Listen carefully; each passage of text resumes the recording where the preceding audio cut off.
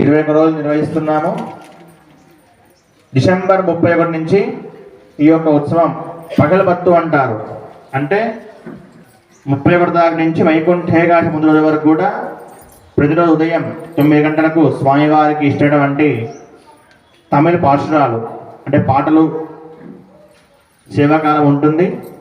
అలానే 10వ తారీఖు వైకుంఠ ఏకాదశి సందర్భంగా తెల్లవారుజామున స్వామివారికి అభిషేకము, 5:30 ఉత్తర ద్వాదర్శనం, సాయంత్రం 5:30 గ్రామోత్సవ కార్యక్రమం ఉంటుంది.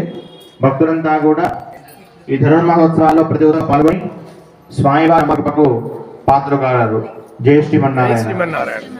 అందరికీ ప్రసాదోచ్చాయమ్మ కదా. హెచ్చరిక గోవింద గోవింద. జై శ్రీమన్నారాయణ. జై గోవింద. యూట్యూబ్లో వస్తుంది. యూట్యూబ్ పెట్టారు.